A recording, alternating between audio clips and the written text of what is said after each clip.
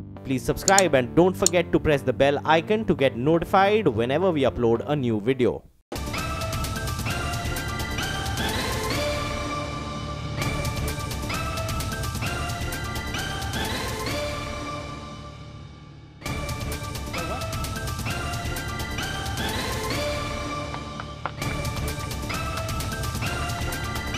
दिल्ली सरकार और राज्यपाल के बीच 2015 से चली आ रही अधिकारों की जंग को लेकर आज देश की सबसे बड़ी अदालत सुप्रीम कोर्ट ने ऐतिहासिक फैसला सुनाया। सुप्रीम कोर्ट ने कहा कि उपराज्यपाल दिल्ली में फैसला लेने के लिए स्वतंत्र नहीं है, एलजी को कैबिनेट की सलाह के अनुसार काम करना होगा।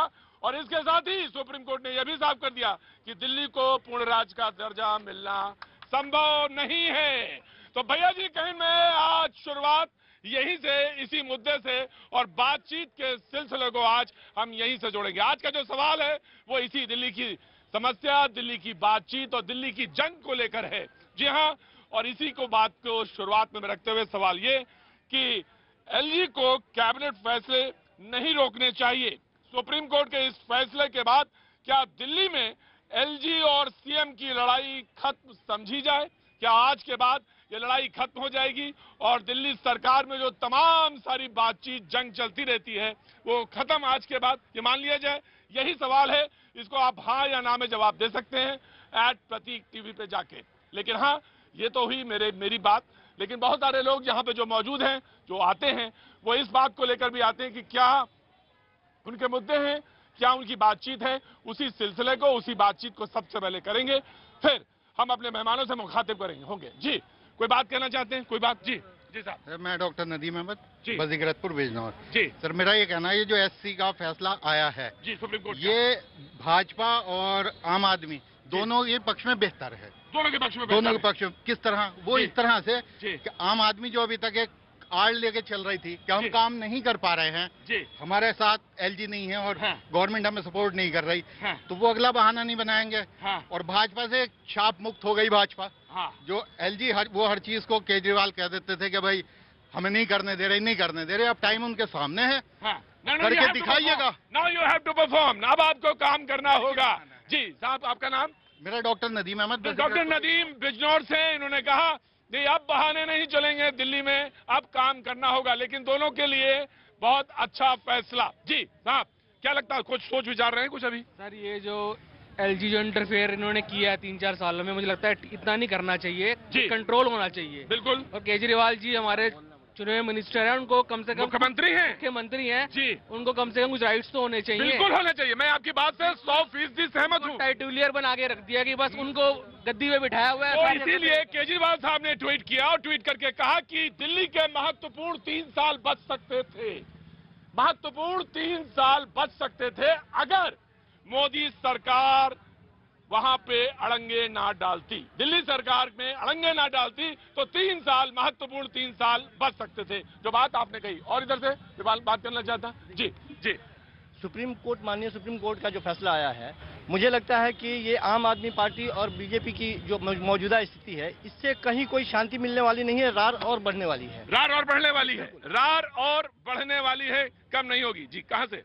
दिल्ली से ही। दिल्ली से? इस दिल्ली से। तो क्या लगता है साहब, ये खत्म होगी, लड़ाई झगड़ा जो है खत्म होगा, दिल्ली की बात सुनी जाएगी, दिल्ली का काम होगा? नहीं, सारे झगड़े बड़े हैं। आज ये भी झगड़ा और आगे सुप्रीम कोर्ट में जाएगा, सुप्रीम कोर्ट से तो आ गया, डबल बेंच पे चला जाएगा।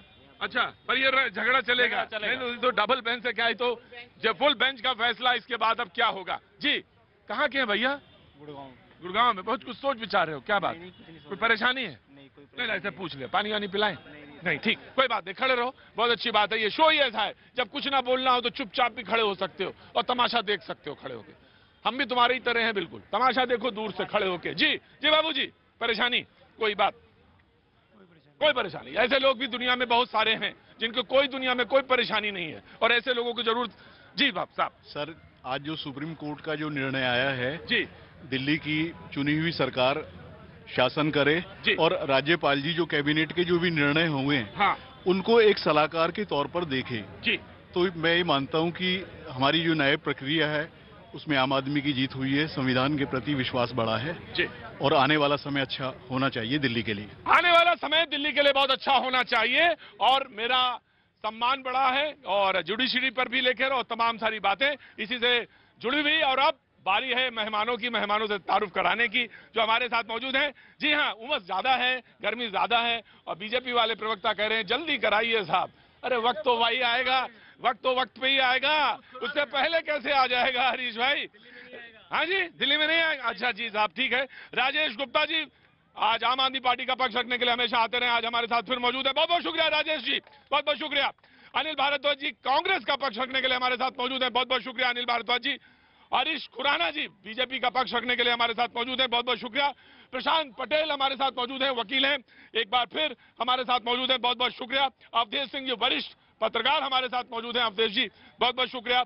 सर्वेश तिवारी जी हमारे साथ वरिष्ठ पत्रकार के तौर पर मौजूद हैं, बहुत बहुत शुक्रिया। और हमारे साथ अरुण मल्होत्रा जी मौजूद हैं, रेहड़ी पटरी संघ के, बहुत बहुत शुक्रिया अरुण मल्होत्रा जी। सवाल यह है कि 3 साल बच जाते अगर मोदी सरकार रोड़े ना अटकाती। ये ट्वीट करके अभी कुछ देर पहले अरविंद केजरीवाल जी ने कहा। हरीश जी देखिए, कुछ अफसोस, कुछ पानी, कुछ लज्जत, कुछ कहीं ना कहीं से कोई बात तो शर्म की।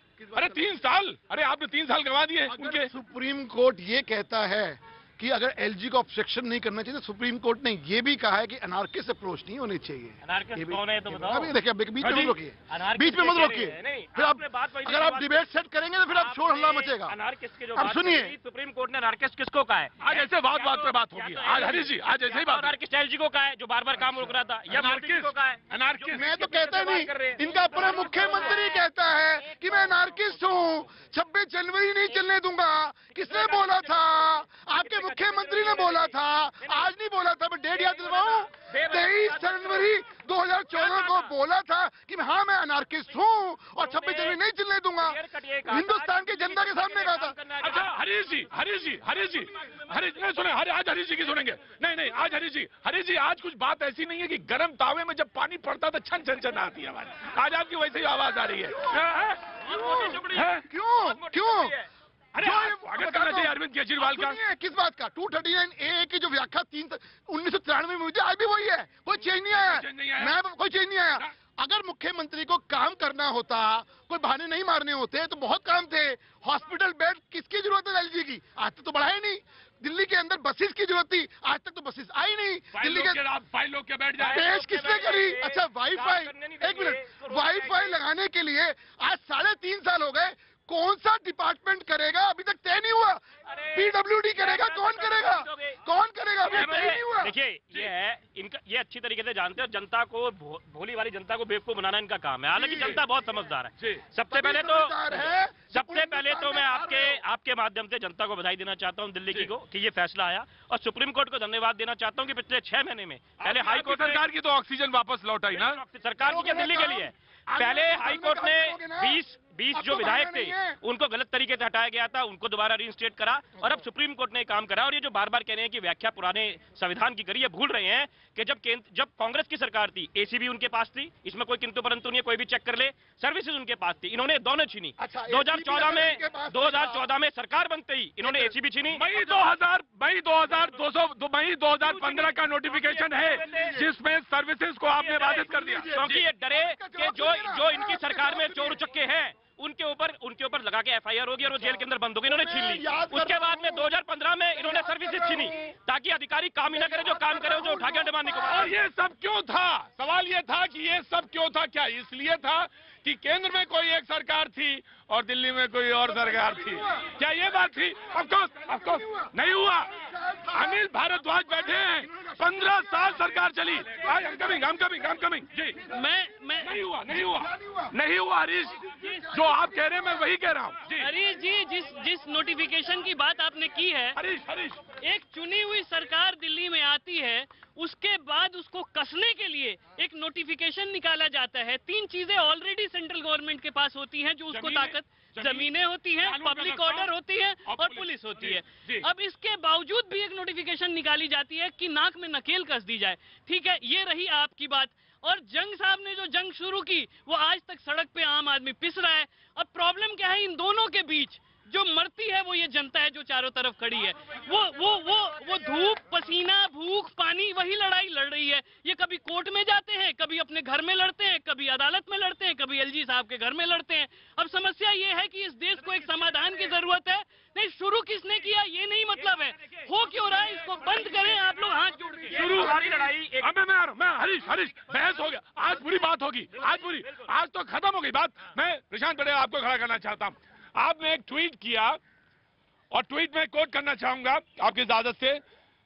सुप्रीम कोर्ट ने दिल्ली का पूर्ण राज्य का दर्जा नहीं दिया है। सुप्रीम कोर्ट ने दिल्ली को पूर्ण राज्य का दर्जा नहीं दिया है, फिर भी शहरी नक्सलियों द्वारा इसकी मांग करना कोर्ट की अवमानना है। आप शहरी नक्सली किसको कह रहे हैं साहब? मैं जानना चाहता हूं कौन है वो शहरी नक्सली, कौन है? हाँ। कौन नक्सली है भैया? क्या बोल दिया आपने? ये पहले अरविंद केजरीवाल है और बोलिए अरविंद केजरीवाल है। यस, बिल्कुल बोलेंगे। गलत है। सवाल पूछा तो आंसर लीजिए।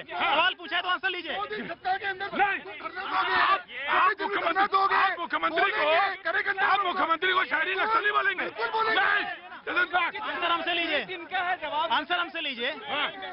अरविंद केजरीवाल जब वहाँ पर रेल भवन के सामने बैठकर कहते हैं कि मैं अनार्किस्ट हूँ, मैं यहाँ पे ये गणतंत्र दिवस की परेड नहीं चलने दूंगा, वो शहरी नक्सली हैं जो बाबा साहब ने पूर्ण राज्य के लिए हमेशा मना किया था। ये अगर जो भी केजरीवाल आम आदमी पार्टी पूर्ण राज्य की मांग उठाती है, बाबा साहब की विद्वता पर सवाल उठाती है, उनकी योग्यता पर सवाल उठाती है। सुप्रीम कोर्ट ने भी बोला है कि प्रेजेंट कॉन्स्टिट्यूशनल प्रोविजन पे आप सवाल पूछिए। इनके ट्वीट, आपने सब एक ट्वीट पढ़ा इनका ट्वीट उठाओ, पता लग जाएगा बाबा साहब अम्बेडकर का कितना सम्मान करते हैं। धज्जे उड़ाते हैं तुम रोज धज्जे उड़ाते हैं। और वो जो भाई साहब कह रहे थे कि ऑफिस में जाके बैठते हैं, धरना करते, किसने लड़ रहे हैं? क्या केजरीवाल वहां इसलिए लड़ना गया कि उसके लड़के की नौकरी लग जाए? वो इसलिए लड़ने के लिए जा रहा है कि इन लोगों का काम हो, जनता के लिए लड़ने के लिए जा रहे हैं, जनता के लिए लड़ रहे हैं, अपने बेटे की नौकरी के लिए नहीं लड़ रहे, किसी के टिकट के लिए नहीं लड़ रहा, वो लड़ रहा है जनता के लिए। जब सुप्रीम कोर्ट कहता है कि आप प्रशांत जवाब दीजिए। आप वकील हैं, सुप्रीम कोर्ट में वकालत करते हैं, आप शहरी नक्सली कहेंगे इलेक्टेड सरकार को जो यहाँ की दिल्ली की व्यवस्था को बिगाड़ना चाहते हैं, कॉन्स्टिट्यूशन की किसी रूल्स को नहीं मानते। व्यवस्था आपके पास है, बिगाड़ हो रहे हैं। मैं लॉयर हूँ, मेरी कौन सी बिगाड़ हो रहे हैं? मेरी कौन सी व्यवस्था है? कुछ भी दिक्कत हो बाबा साहब बीच में आ जाते हैं। ये मंत्री खुद कहते हैं मैं नार्किस्ट हूँ। क्या मतलब होता है नार्किस्ट का? नक्सली तो होता है और क्या होता है? खुद कहते हैं वो 23 जनवरी का बयान पढ़ लो। आप विधायक भी नहीं थे, आप विधायक नहीं थे अनार्किस्ट आप हो। आप जाके JNK के अंदर सरकार बनाते हो, पहले कहते हो कि नहीं जी 4 साल बाद में फिर इनको आतंकवादी बता देते हो, यही काम है आपका। प्रतीक जी, मैं अभी इन पर प्रतिक्रिया व्यक्त करूं उसके पहले मैं ये कहूंगा, can you give me 5 second? मैं मुझे बीच में माइक नहीं हटाऊंगा, 5 सेकंड दीजिए मुझे। आपका बयान क्या, आप क्या बोल रहे थे? सर, चीफ मिनिस्टर को शहरी नक्सली कर रहे हैं, मैं कंडेम करता हूं पूरी तरीके से। मैं उनको सपोर्ट नहीं करता केजरीवाल को, लेकिन इन्होंने बहुत गलत बोला है, मैं बिल्कुल इनको कंडेम करता हूं। प्रशांत इसीलिए कंडेम करते हैं। मैं अपने स्टेटमेंट पे स्टैंड करता हूँ। ठीक है। ऐसा है कि ये देखिए, लोकतांत्रिक देश है, कुछ भी नाम दे दिए। देखिए, सुप्रीम कोर्ट का आज का जो फैसला है वो ऐसा फैसला है जिसको हर पक्ष अपने अनुसार उसकी व्याख्या कर सकता है। देखिए 235 पेज है, 221 से 235 14 पेज में वो फैसला है। आप ध्यान से देखेंगे, नहीं 200 आप देखें नहीं, 231 से 235 है। हर बात पर लड़ रहे, एक बात पे तो 14 पेज लास्ट है। नहीं कोई नहीं 535 पेज हो गया था, लेकिन जब डाउनलोड किया गया ना तो 235 पेज में आ गया। हमने भी टीवी पर 535 ही सुना था, लेकिन डाउनलोड करने के बाद वो 235 डिजिटल इंडिया है, 235 तो हम भी तो ये मैं कह रहा हूँ कि देखिए उन्होंने जो इनका ये था, तीन बातें मूल थी। पहली बात ये थी कि उपराज्यपाल के अनुमति के बिना इस सरकार को विधेयक पारित करने बनाने का अधिकार है या नहीं है। दूसरा है कि उपराज्यपाल को इसको रोकने का अधिकार है या नहीं है। तीसरा ये था क्या इस उपराज्यपाल को बाकी राज्यपालों से ज्यादा अधिकार है या उतना ही है। ये मूल 3 प्रश्न थे वहां देखा जाए तो। अब देखिए इन तीनों प्रश्न में उसने क्या कहा है, बहुत बुद्धि से कहा है। जैसे जस्टिस दीपक मिश्रा जो हमारे मुख्य न्यायाधीश है, उन्होंने कहा है कि मूल बात लोकतांत्रिक मूल्यों की है।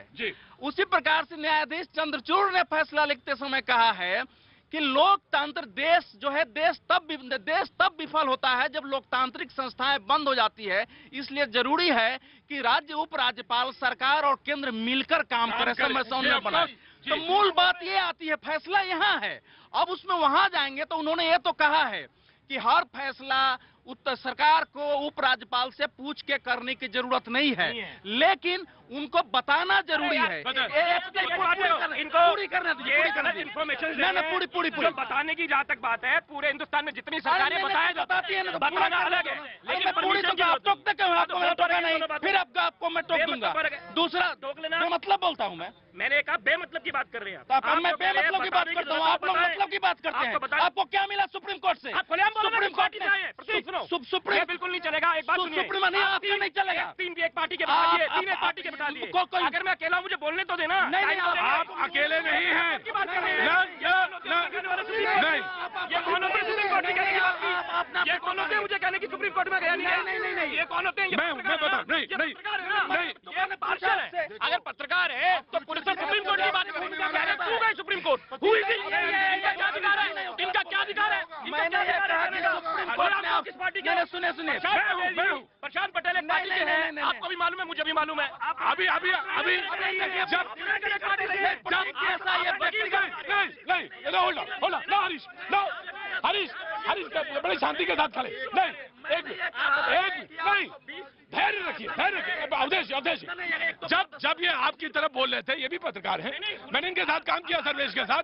सर्वेश जब बोल रहे थे तब आप नहीं बोले कुछ? नहीं, मैंने इनको नहीं टोका। मैंने ये कहा कि सुप्रीम कोर्ट ने आपको क्या दिया है? ये कहना है कि कह दिया कि सुप्रीम कोर्ट क्यों कहते? सबको जाने का अधिकार है। मैं ये कैसे बोल सकता हूँ कि क्यों कहे सुप्रीम कोर्ट? इन्होंने सुना ही क्या है? देखिए, अगर उसने कहा है तो उसने ये भी सुप्रीम कोर्ट ने कहा है, बहुत साफ कहा है कि यांत्रिक तरीके से राज्यपाल काम न करें, कि हर चीज को हम राष्ट्रपति के पास भेजें।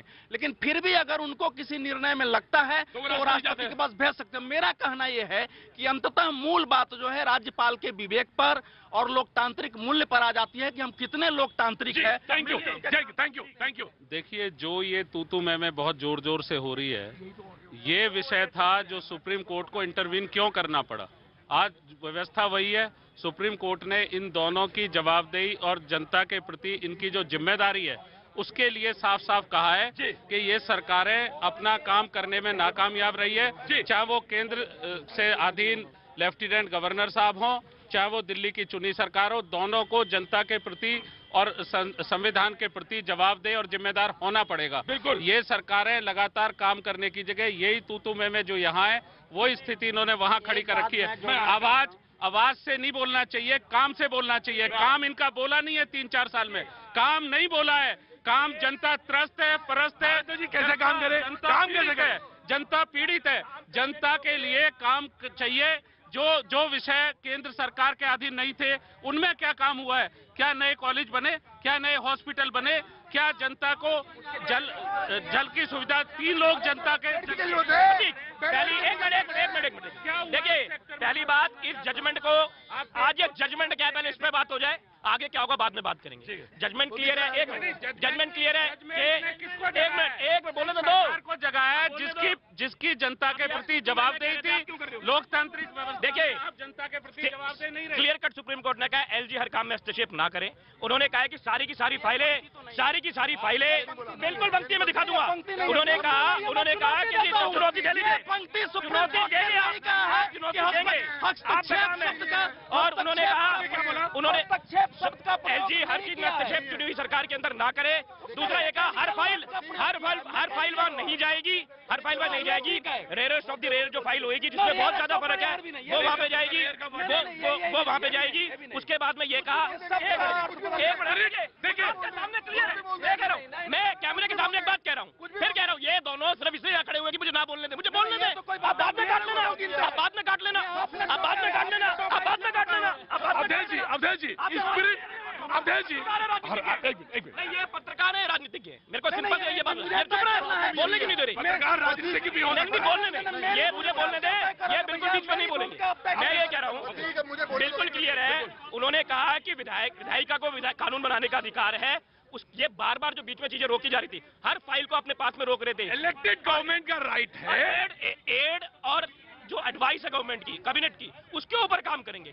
मेन चीज ये भी है, अब जब फाइलें रख के बैठे थे जो कह रहे काम क्यों नहीं करा, अरे यार तुम काम ही नहीं करने दोगे तो काम होंगे कैसे? स्पिरिट ऑफ द कॉन्स्टिट्यूशन की बात है, उसने वर्ड यूज किया है, स्पिरिट ऑफ द कॉन्स्टिट्यूशन पे कहा गया। ऑफ कोर्स नौजवान नहीं बोलेगा तो कौन बोलेगा इस मुल्क का? नौजवान नहीं बोलेगा तो इस मुल्क का कौन आदमी बोलेगा? Of course I am coming. वक्त है हेडलाइंस के बाद हम फिर आते हैं, बने रहिए हमारे साथ।